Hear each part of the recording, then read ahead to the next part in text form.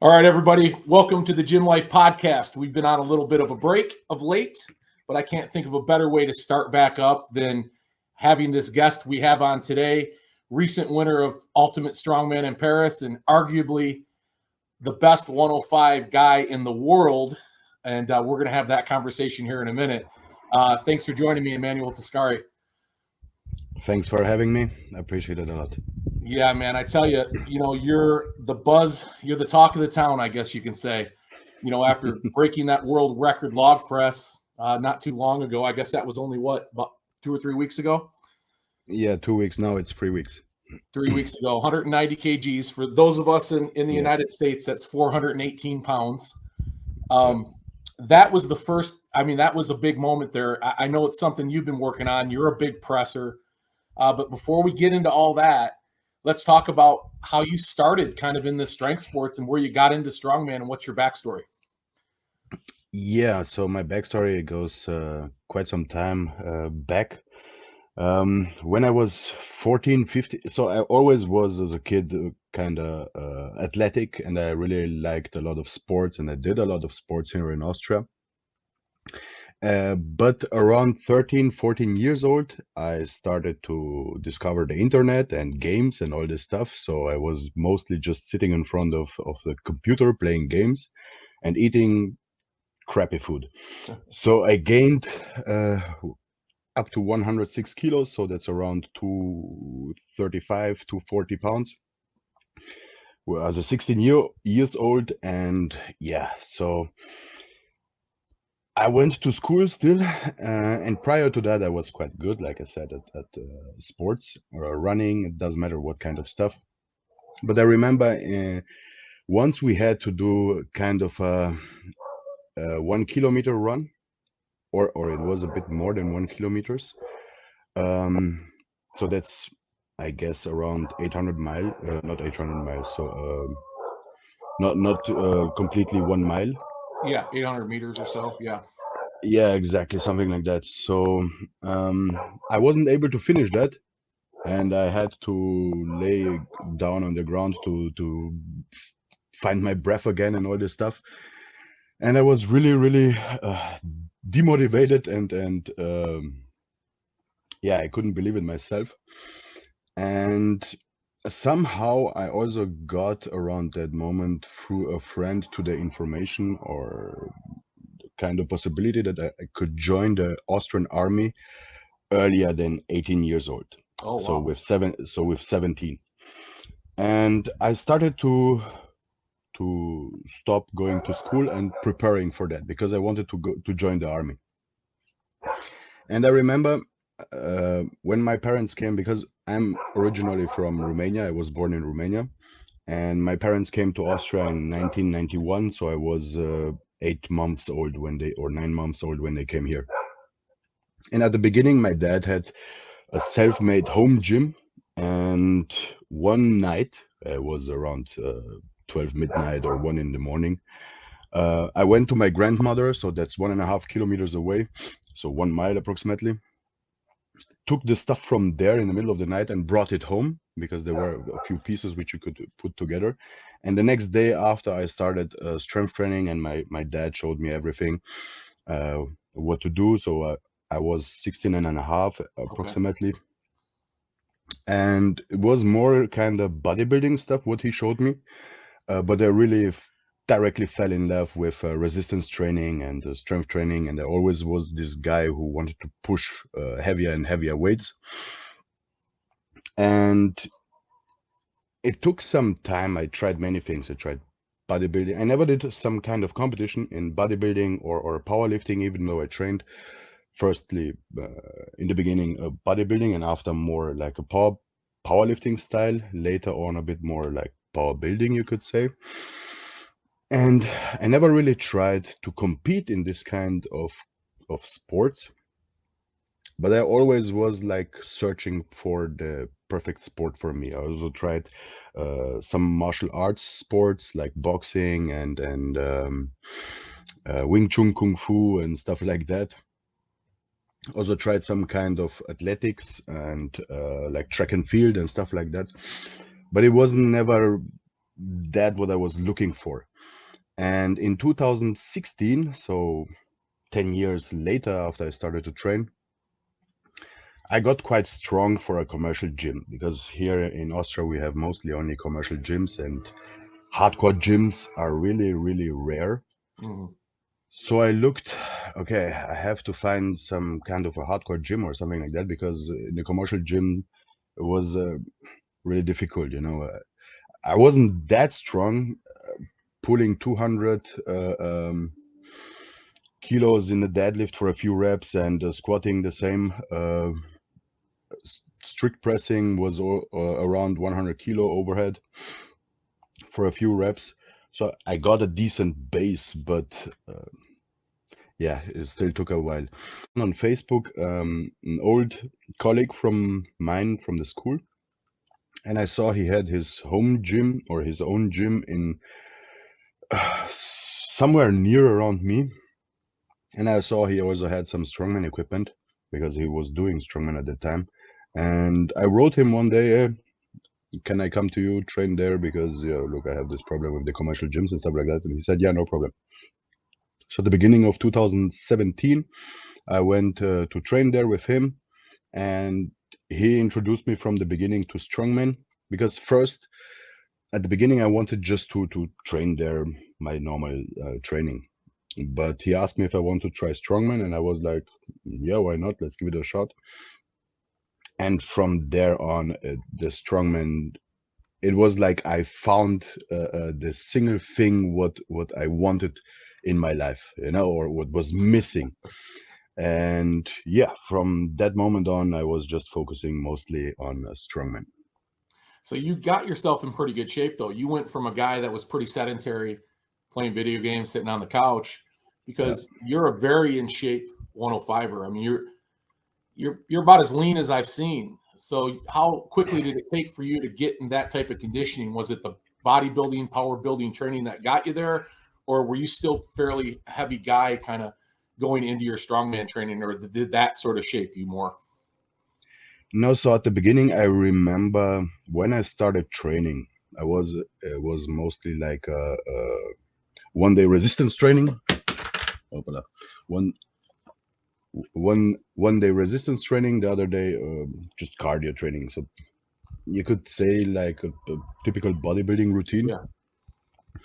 And I went from 106 to 82 kilos in Oh, almost 3 months. wow, So wow. it was really, really drastic and rapid. And from that moment on, I was um, mostly looking to not gain weight, but yeah, to put on muscle mass and to get stronger and somehow faster. So I always kept cardio in there to some extent. And because of the bodybuilding training, type of training, and all this stuff around that, it was for me always important to not get too fat. I had certain periods like this typical bodybuilding old school stuff to get into a bulk season and stuff like that. So I gained a lot of weight, but I cut it after that again back down to a leaner physique. And I always kept that up. So I never wanted to get too huge or too fat or whatever you want to call it, because I didn't feel good. And also my performance suffered to some extent in my daily life. And my daily life was something what I really didn't want to have to deal with, because it's really shit if you have a low back pump all day long, or if you're Yeah, going upstairs and you're out of breath for just a few because of a yeah, few stairs. That was really, really not cool. yeah. So I don't know, I guess it's that, yeah. Did you so when you actually got down to that weight, which is a pretty drastic drop really, but it sounded like it was going to happen because you were training all of a sudden and things just sort Yeah, of started happening. yeah. When you started your strongman training and got into your first competition, let's go to that point, because obviously you had no problem with the strength of it. You were already kind of graduating that in your power building. Yeah, yeah. Did you compete then as a 90 guy or an 80 guy in the beginning, or did you just wait until you put that weight back on that you wanted to put back on? No, so after because it was almost or around 10 years after I started training, so I had already a decent amount of muscle mass. So I was around 100 kg, but not that lean like I'm now, obviously. So I still was a bit fatter. I was somehow lean because you could see the abs and the veins and stuff like that, even though I'm naturally pretty vascular. And also naturally, I have my abs are coming out, even though on my sides or on my back there is still a bunch of fat which you can pinch. But that's just genetics. And yeah, after I started training with my friend, he after a few sessions said, "Hey, you are pretty strong. You should go and compete directly." And I remember my first competition was the qualification for the Austrian Giant, so Austria's Strongest Man. Okay. Which was quite hardcore, but somehow I got to hear about weight classes and the U105. And we had a somewhat popular U105 in Austria, Mughal or Erwin Geisler. He was decently strong, competing mostly in Europe.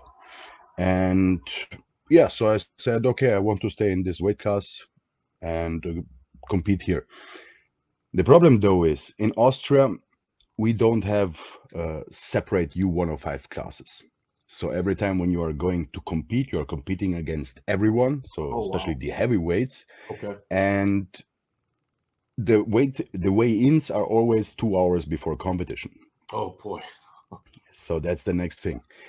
And it's always like that here in Austria. So for me, it was always from the beginning important. Okay, I don't want to gain too much weight to have to do a cut or something like that to get to my weight. But after, in that 2 hours time frame, you can't really rehydrate or something like that. So I knew I don't want to suffer performance just because of my weight. So I'm trying to stay under 105 like this. The weigh-in wouldn't be a problem and performance should be still there.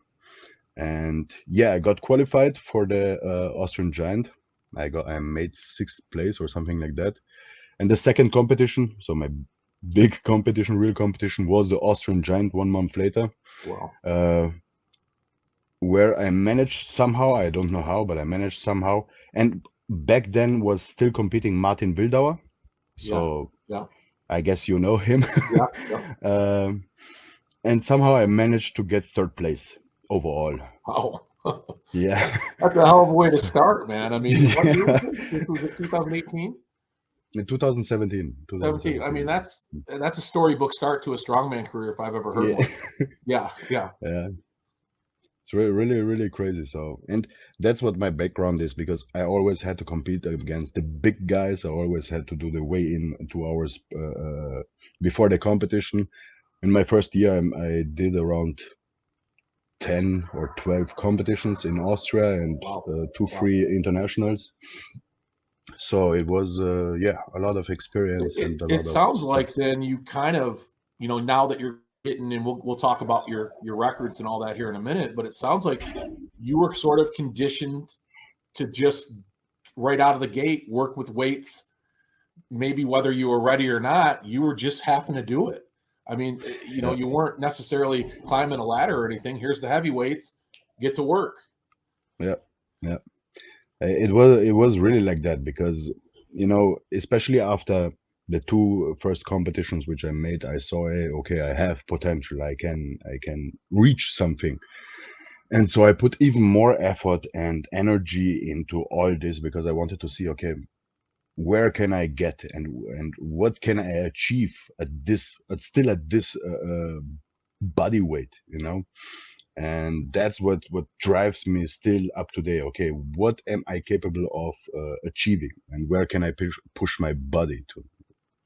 Well, and certainly, how tall are you? I forgot to ask that. Yeah, I'm 175, so that's 5'7".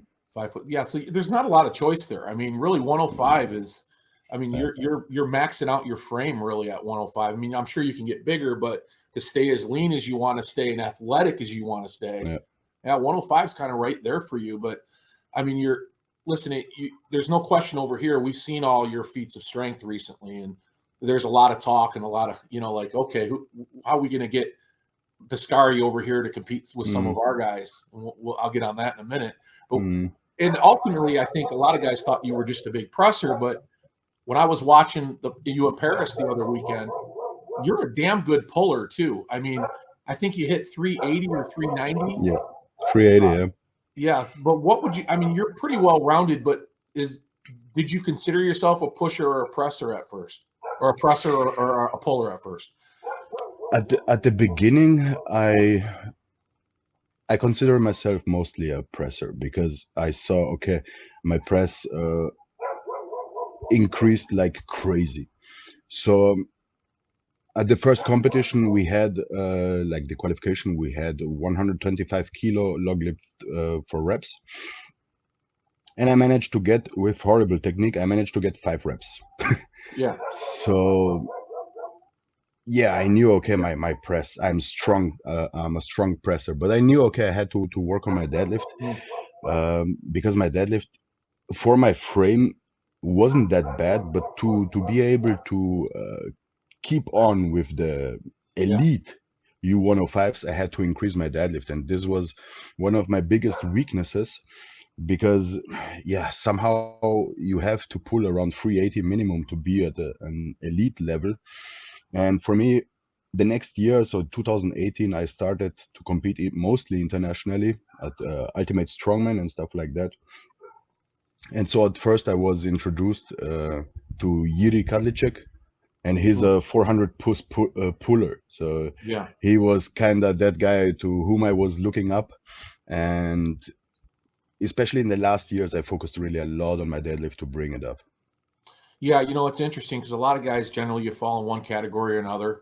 I'm not suggesting there's not a lot of really well-rounded 105ers out there, but we can often just kind of separate them into a cut pusher or a puller a lot of times. And then Mm, there's the few that run that lane like you do, without sacrificing one or the other. yeah, Yeah, it was pretty impressive. And I think what we're seeing come out of that Europe right now, and you're seeing over there on the other side of the pond, is a lot of really big pullers. And I think yeah. that's putting a lot on the U.S. guys now because we're seeing a good majority of you guys 800 plus pounds, Mm, really like for doubles and triples even at this point. yeah, yeah, So I like the competition, what we're seeing globally right now take place because we're all so connected into each other's worlds and having an opportunity to see you compete last weekend. That was no listen, that was no slough show. I mean, there were some seriously incredible yeah, competitors there of yeah. 17 different countries, which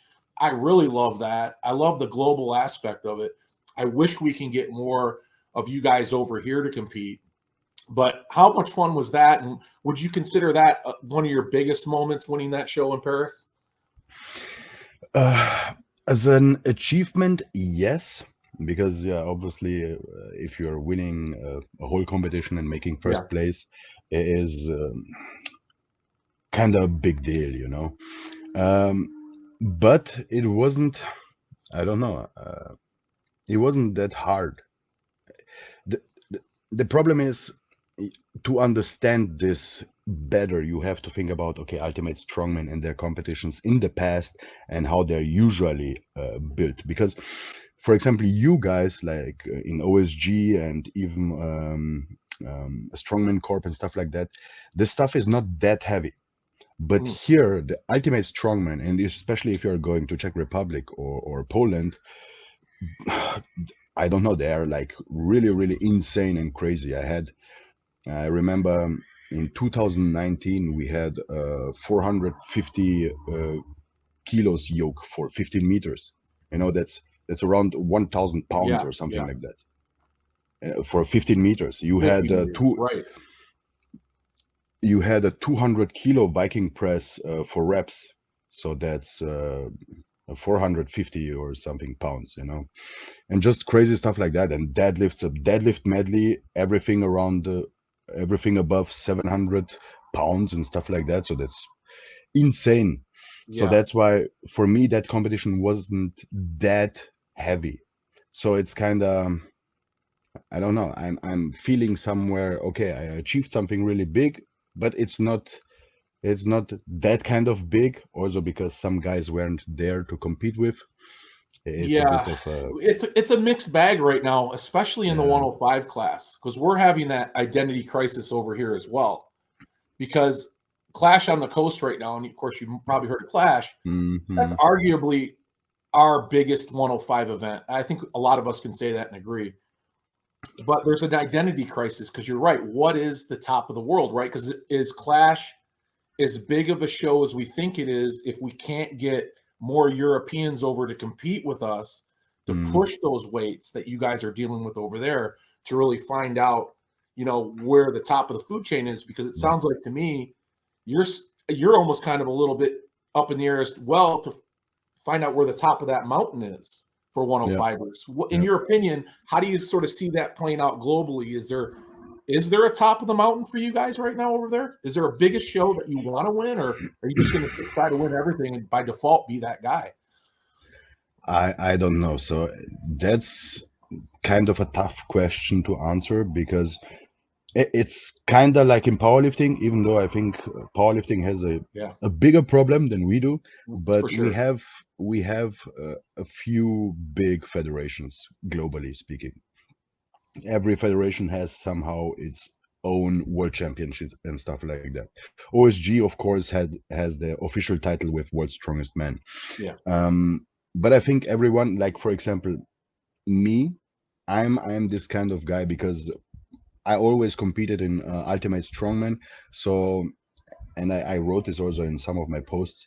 My heart is somehow bound, if you can say like that, to Ultimate Strongman. So I love these competitions. I love right. this federation, and yeah, that's why I want to win this kind of competitions.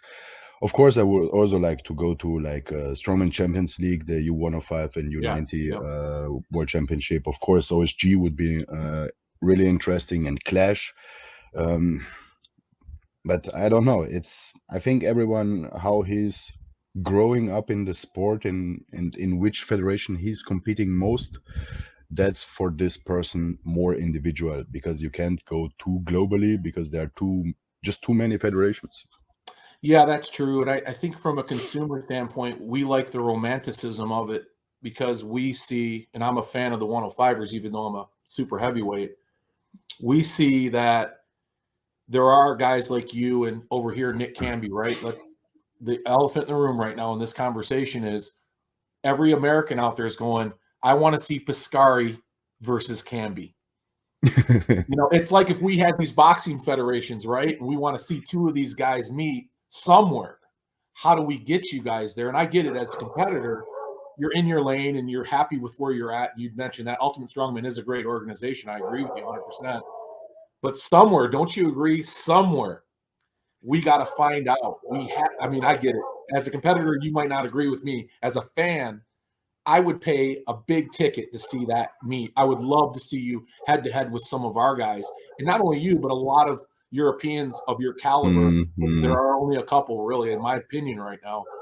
Um, I can't think of a better sort of movie playing out than what we're seeing right now in the 105 class globally. I mean, is my excitement too much for you? Because I'm telling you, man, I think a lot of people want to see this happen.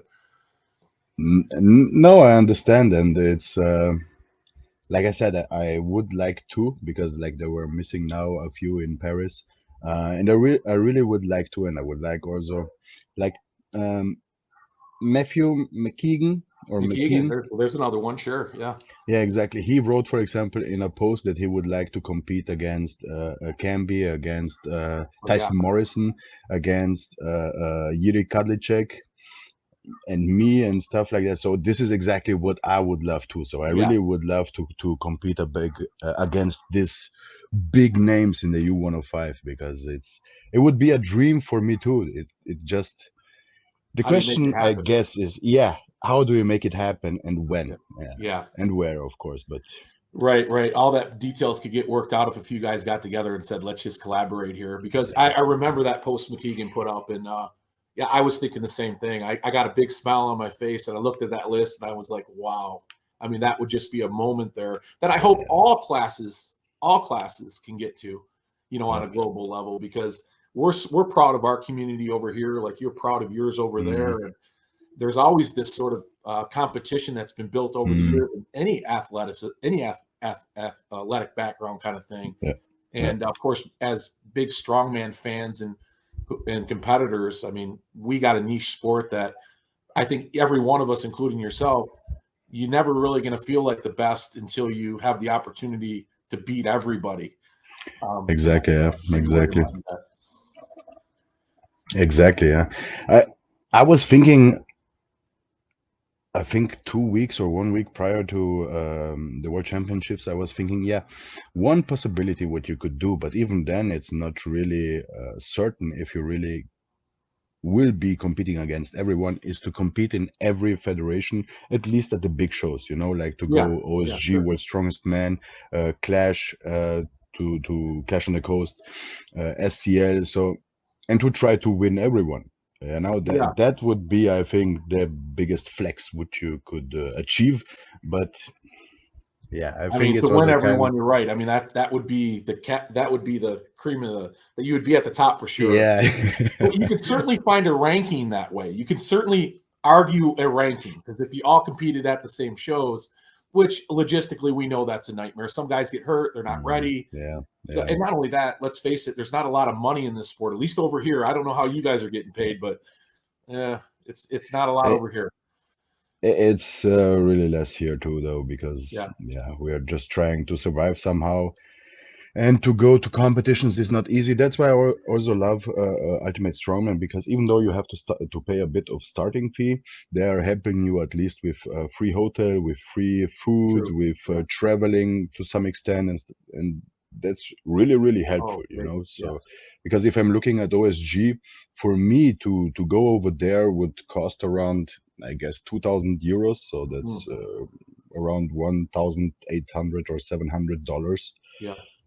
That's a lot. That's a Yeah. lot Yeah. somewhere. No, I get it. You got to pick and choose your battles sometimes when it's Yeah. about where you're competing. Let's talk about these records of yours. Um, because this is the moment I've been waiting for. I think that you've got this log press record. It was 190 kilos, Mm. bro. You strict press that. Okay, that there was no form there, Emmanuel. You strict press that damn log. Some guys were like going, well, maybe he push pressed it. I'm like, I don't even know if you push pressed that log. I mean, you're an incredibly strong presser. And I think Thank you. that log press was a perfect example of that. But what I found more impressive was that 170 kilo axle that you did to beat the Austrian record, Mm. because you missed the first attempt after the clean, which a lot Mm. of guys at that point they're shit the bed. They're done. I mean, you're buried under that axle. Drop it, take a few seconds, come back, re-clean it, repress it. You kept it right there, took about 4 seconds, and then you went up again and nailed it on your second press. That to me was bigger than your log. I'll be honest with you. That was a hell of a feat of strength. Well, what was your mind like on both those lifts? Yeah, the log. I knew I had the power and the strength to press it. It just was to find the perfect positions. Because of my first attempts, I went in with 170, 180, and went after to 190. And at my first few attempts, there was always something not straight and not right. And the clean was something would messed a lot with my positioning, especially after here in the rack position, because the log was really nice to clean, but because I was used to clean, for example, with my to use my heels too to extend and to get into a plantar extension or flexion.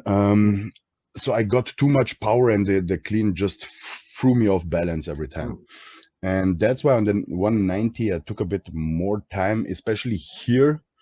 And I wanted to make sure, okay, I have enough tension and I have a really good brace, because my core is one of my weaknesses.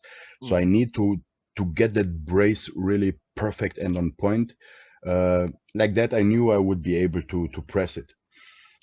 The other thing with which I was struggling a bit in my mind is 2 3 weeks prior to that, I strained a bit my lower abs.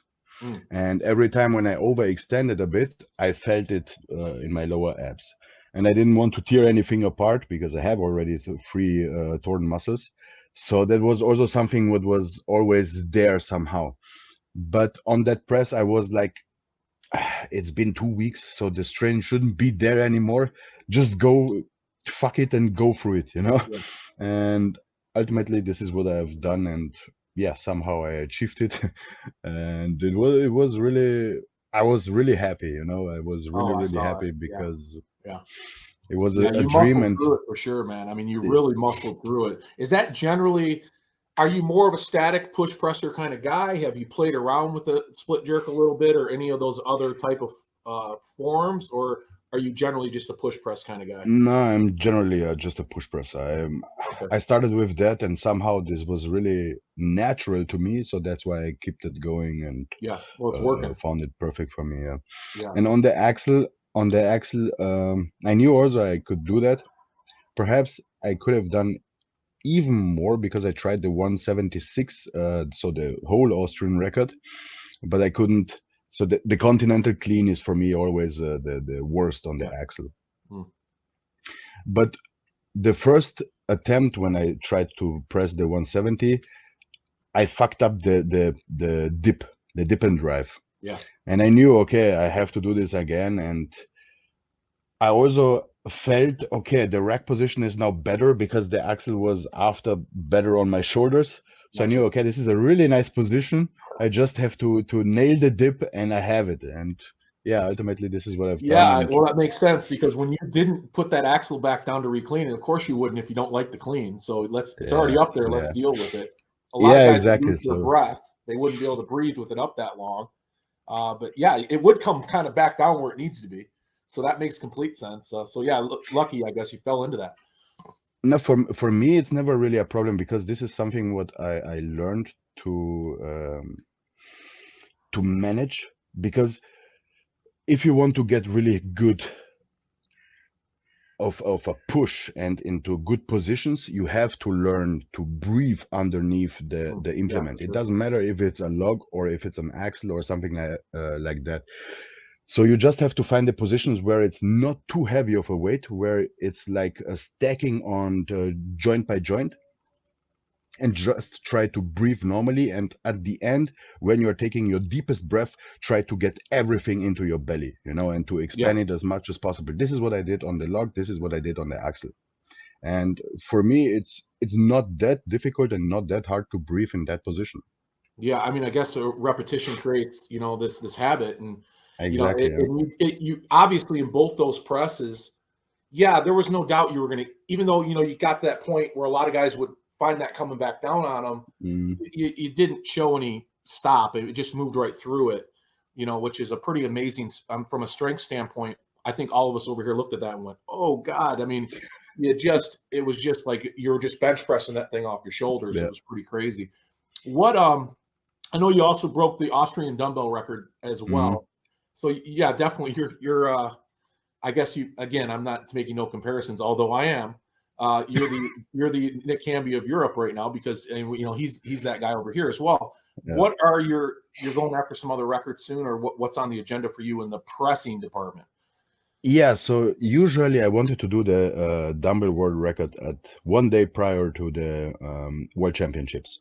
Yeah, But we had some issues with the dumbbell, and so I had to take my dumbbell with me because they hadn't big enough of a dumbbell there in France.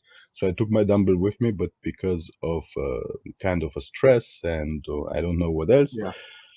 I forgot the lids from my dumbbell to which to close the dumbbell and the weights to keep the weights in. Oh no, oh Yeah, no. so I wasn't able to press it there. Emmanuel, But listen, you're never going to get a chance to bring your own dumbbell again. I can't believe you yeah, blew that. I know it's really ridiculous, Yeah. but somehow I'm happy when I don't have to use my equipment because for me it's always I don't know my equipment is the worst, and the implements on the other Oh, events or nice, nice. general events Yeah. are they feel lighter somehow. I don't know why, but for me it feels like Boy, a lot of guys wouldn't say that. Yeah. that. And so I have now another opportunity that's next week on Saturday in Germany at the World's Strongest Nation. There I will attempt the dumbbell record again. Nice. Okay. All right. This is going out today, so everybody be ready for that big moment. I'm sure we can find it live stream somewhere, or at least Did you set up? Was that I was watching? I think from a lot of your feed that you were doing from Hmm. the Ultimate Strongman. Yeah. And some other guys were sending me some stuff as well. But do you guys over there generally your competitions have any issues with live streaming and getting them out locally? Is that a part of kind of these promotions now? Or are a lot of people able to spectate you guys?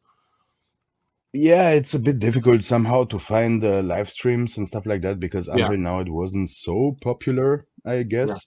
And I was thinking, hey, if there isn't really a live stream like yeah, for the King of Overhead, where I broke the world record in the log, there wasn't no live stream planned.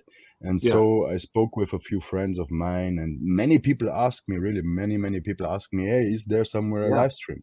And I say, I don't know. I said, I don't know. I really don't know. And after I decided, hey, you know what? Um, I will do it myself. I have two Okay. phones, so Yeah. Right, so right. That's why what I was not? watching. Yeah, yeah, And that's what I did after the Paris too. Even though after I had some complications with the phone because the phone overheated because it yeah, stood all day long in the yeah. sun, and yeah, it was. Well, everybody appreciated that. I know a lot of guys were doing the same thing, so we were able to see Thank it. you. You mentioned in the beginning you started off with 10 or 12 competitions. And where are you at now with that? I mean, you're competing again next week, of course. Do you generally still stay on the contest circuit pretty heavily, or are you a little bit more particular now as to what you're doing and where you're going? Usually, I wanted to go into off season after next week's competition, Okay. but now Ultimate Strongman put out today or yesterday the European Championship, which will be held in France again in December, Oh, okay. and so I'm thinking to go there as well. Until now, I guess I have around 60 competitions, which I've Wow. done. Yeah. I have Yeah. to count again, but I remember I had around 50 2 or 3 years ago. So, Wow. That's yeah, really putting them out, man. You're still at about 10 or 12 a year then, really.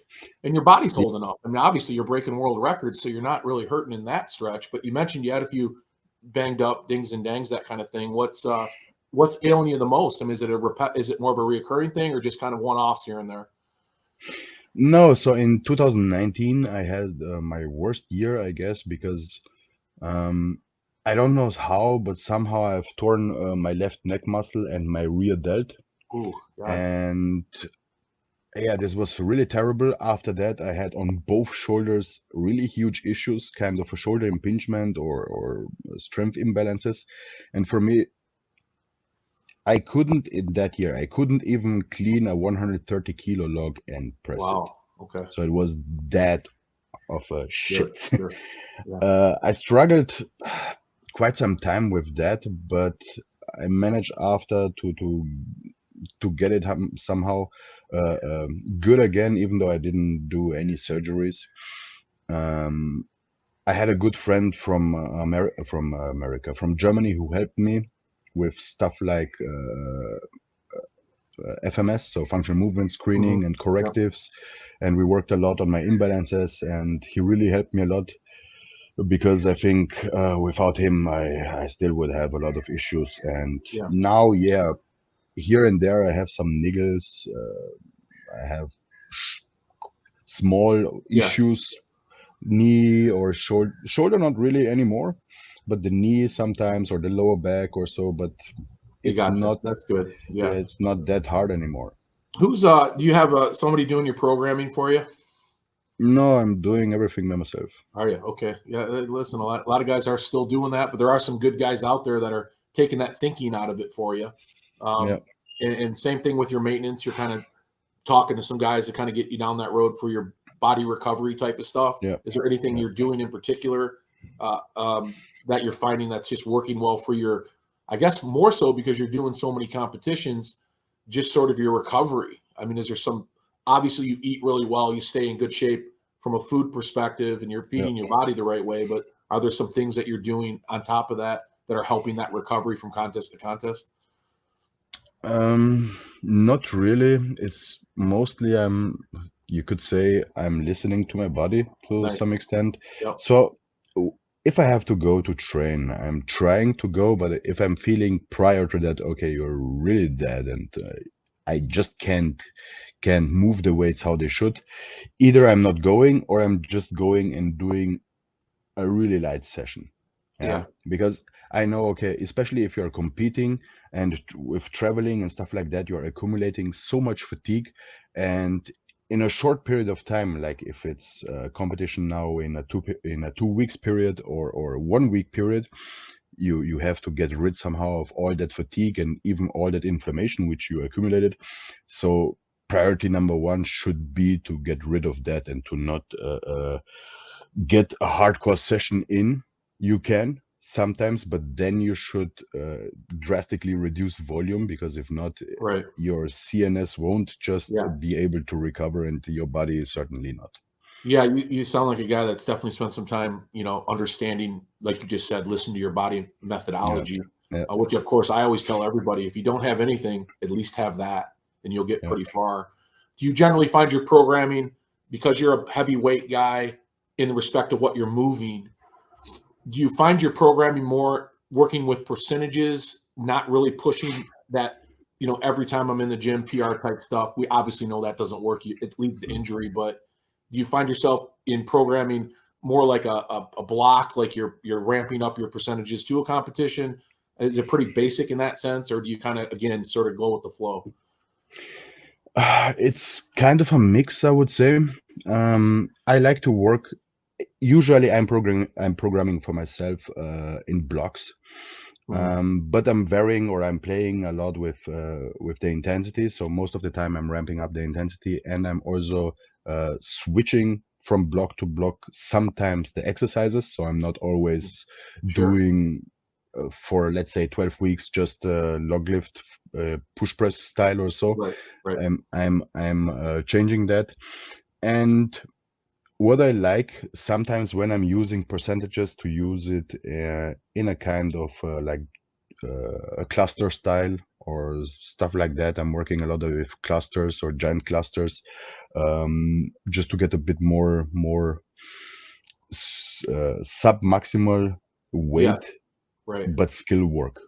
Yeah. Yeah. So I'm not going for, let's say I'm using 80-85%. I'm not going for 6 or 5 reps. I'm just going for 1 to 3 reps. Gotcha. So I'm still staying at a lower RPE, you could say, or lower a higher rear, Yeah. or RIR. But I'm getting a lot of skill work in, because I Yeah. wanted to get as efficient as possible.